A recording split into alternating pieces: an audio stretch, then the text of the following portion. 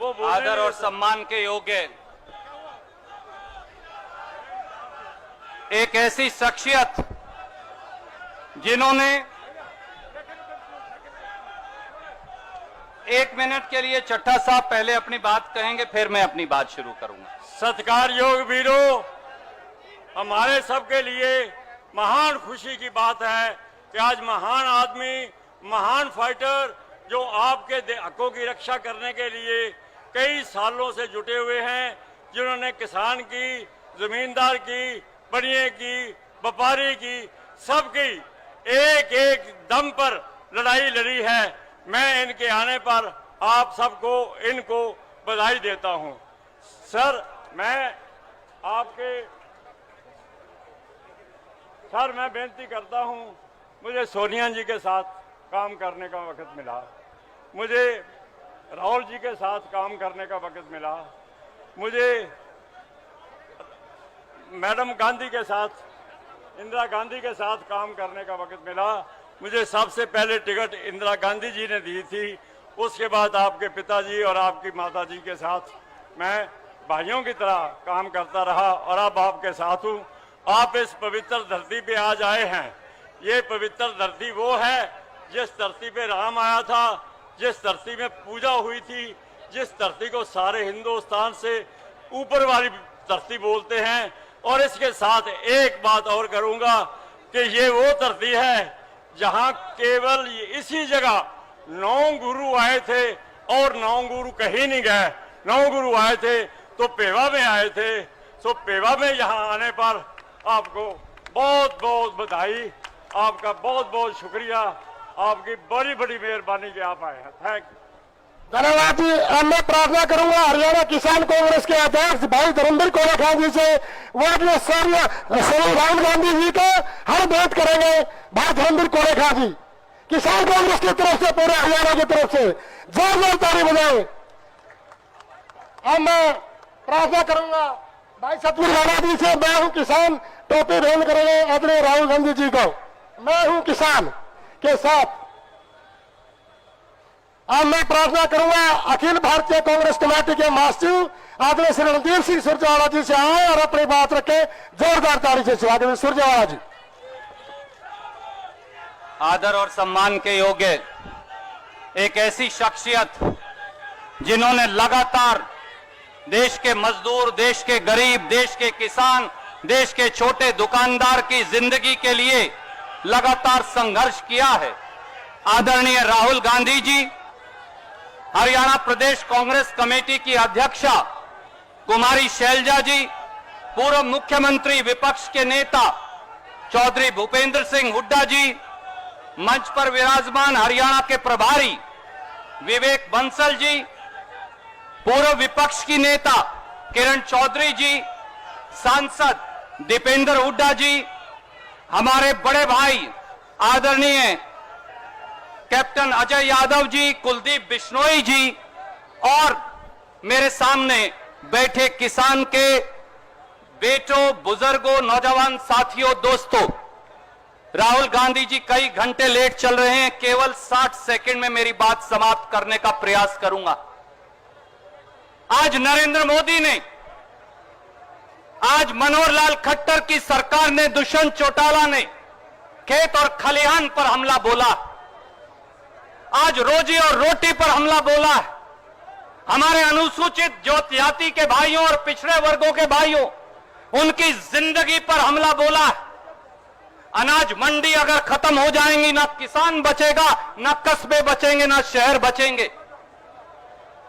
याद करिए, दुष्यंत चौटाला ये कहकर सत्ता में आए थे कि मनोहर लाल खट्टर को यमुना पार करवाऊंगा, और मनोहर लाल खट्टर जी ये कहकर सत्ता में आए थे कि दोनों भाइयों को जेल की सलाखों के पीछे बिठाऊंगा, और आज दोनों एक दूसरे के यार बन बैठे और एक ऐसा बेजोड़ गठबंधन बनाया, जिस गठबंधन ने हरियाणा के अंदर किसान, खेत मजदूर, उसकी जिंदगी पर हमला बोला। दिल्ली में नरेंद्र मोदी ने और हरियाणा के अंदर मनोहर लाल खट्टर और दुष्यंत चौटाला की जोड़ी ने।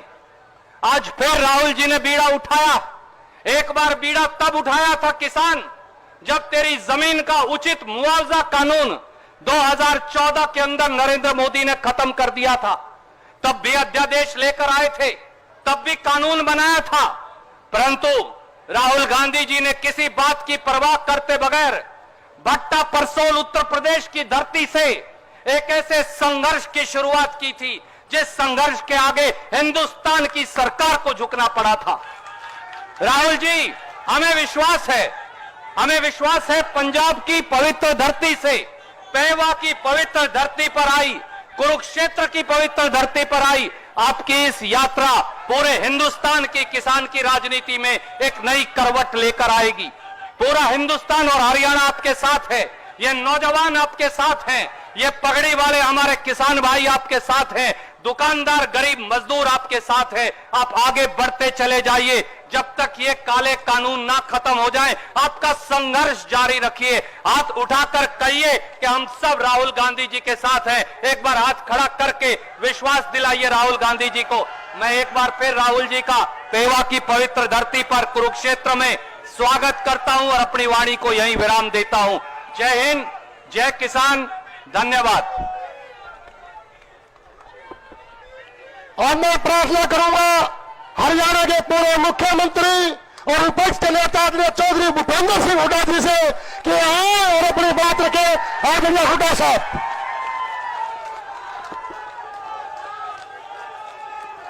आदरणीय हमारे कांग्रेस के महान नेता राहुल गांधी जी, हरियाणा प्रदेश की कांग्रेस अध्यक्षा बहन शैलजा जी, बहन किरण जी, भाई रणदीप सुरजेवाला जी, भाई कैप्टन अजय सिंह जी, कुलदीप बिश्नोई जी और हमारे बुजुर्ग सरदार हरविंदर सिंह चट्टा जी और हमारे इंचार्ज बंसल जी व सभी नेतागण, उपस्थित मेरे बुजुर्गों, नौजवान साथियों, जैसा आपको मालूम है आज पूरा देश का किसान संकट में है। और वो संकट क्यों हुआ कि केंद्रीय सरकार तीन कानून बनाए उन्होंने, और वो कानून किसान विरोधी हैं। आज राहुल गांधी पंजाब से चलकर हरियाणा आए हैं, पूरे देश के किसानों की आवाज बुलंद करने आए हैं। इस बात के लिए मैं इनका धन्यवाद करता हूं। आज पूरा देश का किसान देख,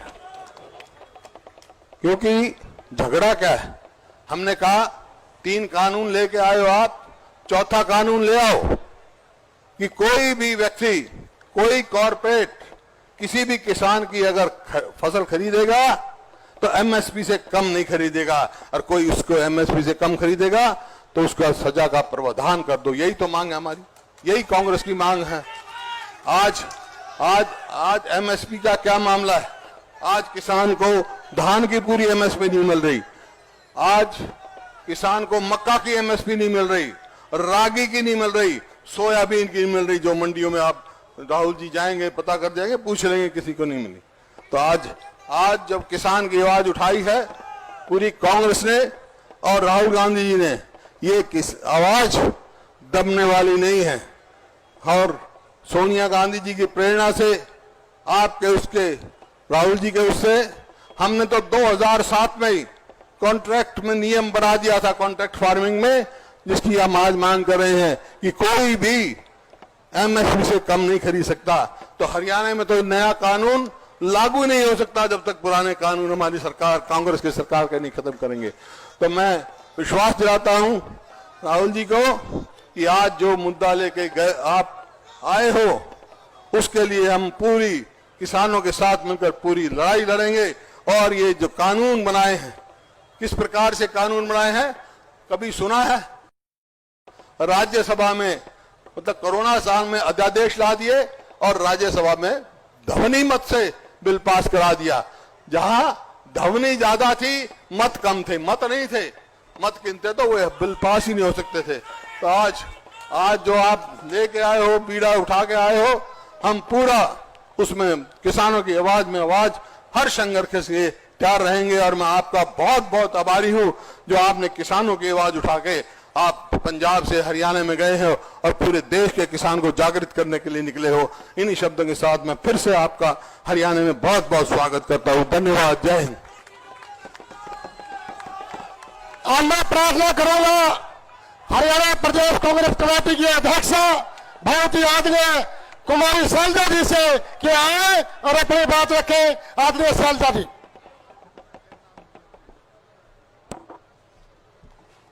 हमारे बहुत ही आदरणीय हमारे प्रिय नेता, देश के करोड़ों करोड़ों युवाओं के, मजदूरों के, किसान के दिल की धड़कन श्री राहुल गांधी जी, हरियाणा के हमारे प्रभारी श्री विवेक बांसल जी,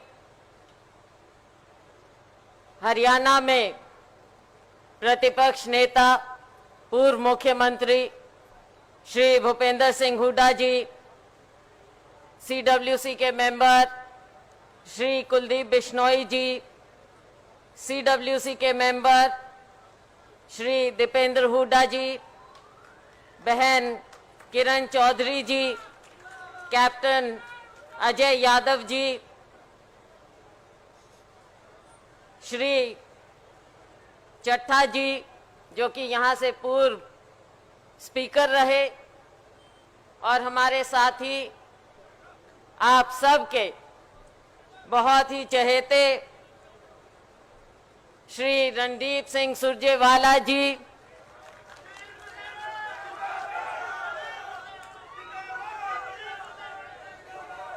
यहाँ पर उपस्थित मीडिया के हमारे साथीगण, मेरे प्यारे भाइयों और बहनों, साथियों, हमें बहुत देर हो गई है, मैं जानती हूं, इसलिए ज्यादा से मैं आपका नहीं लूंगी। राहुल गांधी जी के प्रति इतना प्यार, इतना सैलाब उमड़ कर आया कि हम आते आते भी जो हमें 10-15 मिनट में रास्ता तय कर लेना चाहिए था, हमें बहुत बहुत ज्यादा समय हो गया और हम यहाँ पर इस समय पहुंचे हैं। अभी कुरुक्षेत्र भी जाना है। साथियों, आपने देखा राहुल गांधी जी के कितनी उत्सुकता से, कितने प्यार से आंखें बिछाए बैठे थे हरियाणा के लोग, क्योंकि राहुल जी ने हमारे यहाँ गरीबों की, मजदूरों की, दलितों की, किसानों की, सबकी आवाज उठाई है, उनके दर्द को, उनके पीड़ा को समझा है और इस सरकार की जो गलत नीतियां हैं उनके खिलाफ आवाज बुलंद की है। आज के दिन देश में इस सरकार की और प्रधानमंत्री श्री मोदी जी की गलत बातों के खिलाफ, जन विरोधी नीतियों के खिलाफ इस देश में केवल एक आवाज है, एक बुलंद आवाज है, वो है श्री राहुल गांधी जी की। आज देश में विपक्ष की बहुत सी पार्टियां हैं, अन्य लोग हैं, लेकिन किसी में इतनी हिम्मत नहीं है तो जो मोदी जी की गलत नीतियों को और मोदी जी को सीधा सीधा चैलेंज करे। वो बात केवल हमारे राहुल गांधी जी में है, राहुल गांधी जी में। और हमारे यहां से हम राहुल गांधी जी को विश्वास दिलाते हैं कि जो ये 3 काले कानून भारतीय जनता पार्टी ने बनाए हैं, मोदी जी ने बनाए हैं, बिना किसानों से बातचीत किए, बिना मजदूरों से, आड़तियों से बातचीत किए, उन 3 काले कानूनों को हरियाणा की जनता, हरियाणा का किसान और मजदूर पूरी तरह से नाकार देगा। और ना केवल हरियाणा का किसान मजदूर, लेकिन हम आपको विश्वास दिलाते, कांग्रेस पार्टी की ओर से आपको विश्वास दिलाती हूं कि जब कांग्रेस पार्टी की सरकार बनेगी, जैसा कि सोनिया जी ने और राहुल जी ने निर्देश दिया है, हम तीनों इन काले कानूनों को निरस्त कर देंगे, निरस्त कर देंगे। आज ये साजिश है कि निजी हाथों में, चंद धनाढ्य हाथों में हमारे किसान और मजदूर को बेच दिया जाए, इस बात को हम कभी भी साकार नहीं होने देंगे। क्या इस देश का गरीब किसान जो अपना पसीना बहाता है, क्या उसको निजी हाथों में बेच दिया जाए? ये राहुल जी को और हमारे लोगों को, हमारी पार्टी को कभी भी गवारा नहीं है और नहीं होगा। हम शुक्रगुजार हैं, हम शुक्रगुजार हैं राहुल गांधी जी के कि इन्होंने एक एक बात को, चाहे जो चीन भारत में घुसता चला आया, उस बात को इन्होंने सबसे पहले चेताया इस सरकार को। चाहे कोरोना की बात थी, सबसे पहले राहुल गांधी जी ने इस सरकार को चेताया था कि ये बहुत भयंकर बीमारी आने वाली है, लेकिन इस सरकार ने राहुल गांधी जी की नहीं सुनी और ये देश इन बातों को भुगत रहा है। साथियों, ज्यादा समय ना लेकर, तीनों काले कानूनों के बारे में आप सब अच्छी तरह से जानते हैं।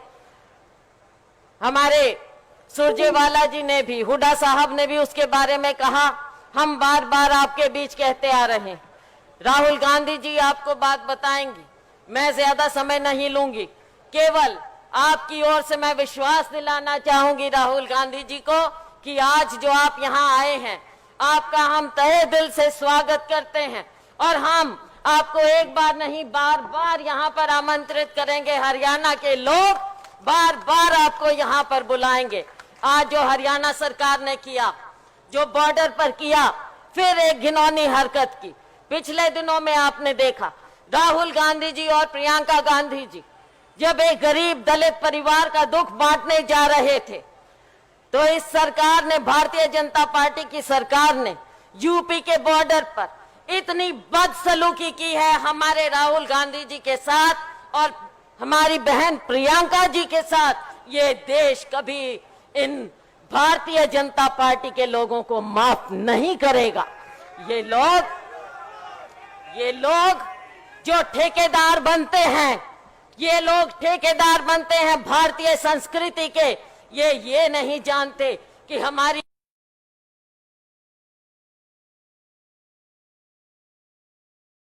बहन प्रियंका गांधी का जब उन्होंने, सारी दुनिया ने देखा किस तरह से कपड़े खींच रहे थे। ये ठेकेदार हैं क्या? ये ठेकेदार हैं हमारी संस्कृति के। इन्हें ये नहीं पता कि बहन और बेटियों के साथ क्या सलूक किया जाता है। हमारी एक दलित बेटी के साथ जो इतना घिनौना, इतनी घिनौनी हरकत हुई, उनका दर्द बांटने के लिए जा रहे थे। क्या यही संस्कृति के ठेकेदार हैं कि एक गरीब दलित बेटी का शव उसके परिवार को भी नहीं दे सकते ताकि वो आखिर में उसका दीदार कर ले, अपनी बेटी को एक बार आखिर में देख ले? क्या उनको ये भी अधिकार नहीं है एक गरीब परिवार को कि वो अपनी बेटी का संस्कार तक कर सके? क्या यही अधिकार रह गए हैं गरीबों के? क्या अधिकार सारे उनके हैं? लेकिन राहुल गांधी जी, माननीय राहुल गांधी जी, मैं आपको विश्वास दिलाती हूं, जो आपने बीड़ा उठाया है इस अन्याय के खिलाफ लड़ने का, हम सभी लोग, देश के करोड़ों करोड़ों लोग आपके साथ हैं और आपके साथ रहेंगे। नारा लगाइए मेरे साथ, राहुल गांधी, राहुल गांधी, सोनिया गांधी, प्रियंका गांधी, कांग्रेस पार्टी, कांग्रेस पार्टी। बहुत बहुत धन्यवाद।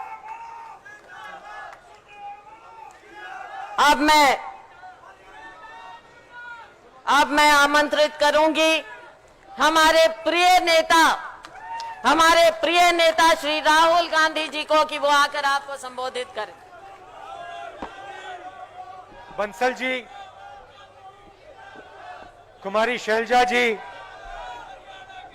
हुड्डा जी, रणदीप सुरजेवाला जी,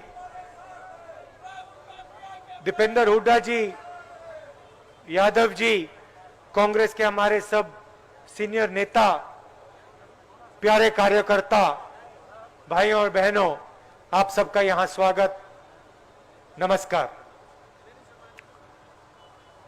6 साल से दिल्ली में नरेंद्र मोदी जी की सरकार है। गरीबों के लिए उन्होंने इन 6 सालों में कुछ नहीं किया है। उल्टा गरीबों को एक के बाद एक उन्होंने कुल्हाड़ी मारी है, चोट पहुंचाई है। सॉरी, कुलदीप बिश्नोई जी भी एक के बाद एक उन्होंने चोट मारी है। आपको याद होगा 8 बजे रात को कुछ साल पहले नरेंद्र मोदी ने 500 रुपए, 1000 रुपए के नोट को रद्द किया। उस टाइम कहा था काले धन के खिलाफ लड़ाई है। आप सबको लाइन में खड़ा किया, आपके जेब में से पैसे निकाले, आपने बैंक में डाले, और फिर नरेंद्र मोदी ने 3,50,000 करोड़ रुपए हिंदुस्तान के सबसे अमीर लोगों का कर्जा माफ किया। उसके बाद जीएसटी आई, छोटे दुकानदार, स्मॉल और मीडियम बिजनेसेस, इन पर आक्रमण। आप जाइए किसी से भी पूछ लीजिए, दुकानदार से पूछ लीजिए जीएसटी से किसको फायदा हुआ, आपको सीधा बताएंगे अंबानी को, अदानी को। छोटे बिजनेस वाले आज तक नहीं समझे जीएसटी कैसे भरी जाती है, क्यों भरी जाती है, कितने फॉर्म भरने होते हैं, कितने अलग अलग तरीके के टैक्स होते हैं। नरेंद्र मोदी ने कहा था एक टैक्स एक देश, पता लगा 5 टैक्स, 28% टैक्स। कोरोना आता है, हजारों मजदूर सड़क पे भूखे प्यासे चलते हैं, नरेंद्र मोदी उनकी कोई मदद नहीं करते। छोटे दुकानदार, स्मॉल मीडियम बिजनेस कहते हैं हमारे बिजनेस बंद हो रहे हैं, हमारी मदद कीजिए, नरेंद्र मोदी एक शब्द नहीं कहते। मगर जो हिंदुस्तान के अरबपति हैं उनको कहने की जरूरत भी नहीं पड़ती, नरेंद्र मोदी उनका कर्जा माफ करते हैं, लाखों करोड़ रुपए का कर्जा माफ करते हैं। किसान को 1 रुपया कर्जा माफ नहीं करके देते, मगर जिनके पास अरबों रुपए हैं उनका कर्जा माफ होगा, उनका टैक्स माफ होगा। और अब किसानों पर आक्रमण। 3 कानून बनाए हैं। नरेंद्र मोदी ने कहा किसानों को मैं आजादी दे रहा हूं। अगर ये आपने किसानों के लिए किया तो हरियाणा, पंजाब, राजस्थान, उत्तर प्रदेश, पूरे देश के किसान आंदोलन क्यों कर रहे हैं, क्यों है? अगर आपने ये कानून किसानों के लिए बनाया तो राज्यसभा में, लोकसभा में आपने डिबेट क्यों नहीं अलाउ की, बातचीत क्यों नहीं होने दी? अगर आप किसानों को आजादी दे रहे थे तो आपने ये काम कोरोना के समय क्यों किया? आपको लगता है कि कोरोना के समय किसान लड़ नहीं पाएगा, आपको लगता है कि किसान खड़ा नहीं हो पाएगा। मोदी जी, आप गलत सोचते हैं। ये हिंदुस्तान का किसान है, ये किसी से नहीं डरता, ये लड़ना जानता है, ये 1 इंच पीछे नहीं हटने वाला। प्रधानमंत्री के गलतफहमी है, वो सोचते हैं कि हिंदुस्तान का किसान खड़ा नहीं होगा, दब जाएगा। हिंदुस्तान के किसान को नहीं पहचानते। देखिए भाई और बहनों, ये जो सिस्टम है, एमएसपी का सिस्टम, प्रोक्योरमेंट का सिस्टम, मंडियों का सिस्टम, ये आपकी रक्षा के लिए बनाया गया है। हिंदुस्तान को भोजन की सिक्योरिटी देने के लिए बनाया गया है। और इसमें अलग अलग ये चेन है, इसमें अलग अलग कड़ियां हैं। इसमें से आपने एक भी कड़ी तोड़ दी तो ये सिस्टम टूट जाएगा। नरेंद्र मोदी जी कहते हैं मंडियों की कोई जरूरत नहीं। मुझे आप बताइए, हिंदुस्तान में हजारों मंडी हैं, इन मंडियों में लाखों लोग काम करते हैं। किसान जाते हैं, मजदूर जाते हैं, लोडर्स होते हैं, छोटे व्यापारी होते हैं। अगर मंडी खत्म हो जाएगी तो ये लोग कहां जाएंगे? इनको रोजगार कौन देगा? अंबानी जी तो पूरा ऑटोमेट कर देंगे। लाखों लोग इस कानून से बेरोजगार होंगे।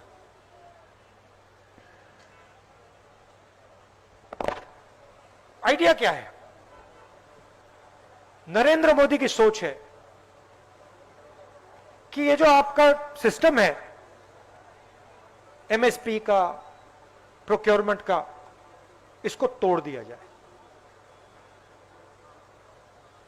आज आप अपना माल मंडी में जाके बेचते हो,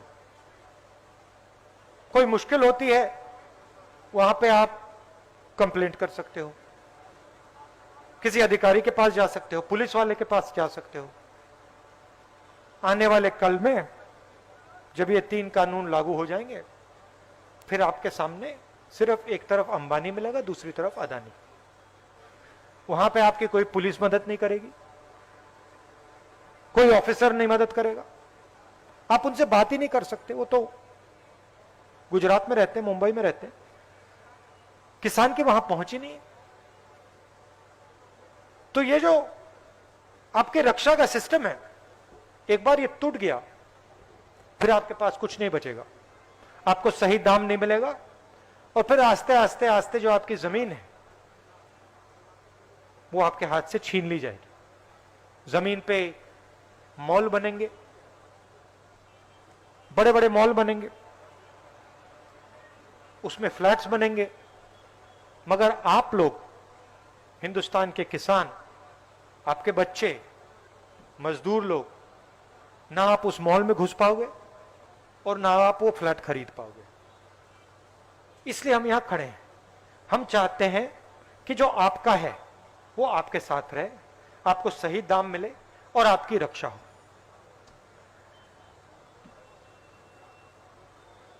ये पंजाब में, हरियाणा में, पूरे देश में किसान समझ रहा है कि नरेंद्र मोदी रास्ता साफ कर रहे हैं। नोटबंदी रास्ता साफ था, रास्ता साफ करने का तरीका था, जीएसटी रास्ता साफ करने का तरीका है, और ये 3 कानून रास्ता साफ करने का तरीका। किसके लिए? अंबानी और अदानी के लिए।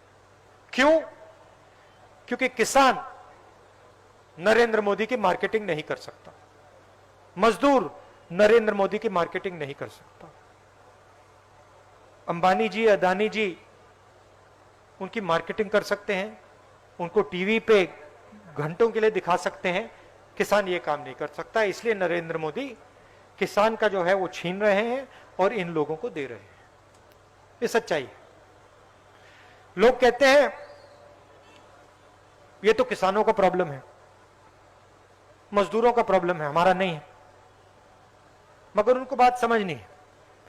ये जो ढांचा है, ये फूड सिक्योरिटी देने का, भोजन की सिक्योरिटी देने का ढांचा है। अगर इसको तोड़ दिया गया तो सिर्फ किसान गुलाम नहीं बनेगा, सिर्फ मजदूर गुलाम नहीं बनेगा, पूरा हिंदुस्तान गुलाम बनेगा। और जो आज आम आदमी 10 रुपए का खरीदता है, वो आने वाले कल में उसी को 50 रुपए में खरीदेगा, और वो पैसा किसान को नहीं जाएगा, मजदूर को नहीं जाएगा, वो सीधा अंबानी और अदानी की जेब में जाएगा। इसलिए हम यहां आए हैं, आपके साथ खड़े हैं, और हम आपको आश्वासन देना चाहते हैं कि हम आपके साथ खड़े हैं और हम 1 इंच पीछे नहीं हटने वाले, चाहे कुछ भी हो जाए। और मैं राहुल गांधी की बात नहीं कर रहा हूं, मैं पूरी कांग्रेस पार्टी की बात कर रहा हूं। सिर्फ हरियाणा में नहीं, सिर्फ पंजाब में नहीं, पूरे देश में हम आपके साथ खड़े हैं।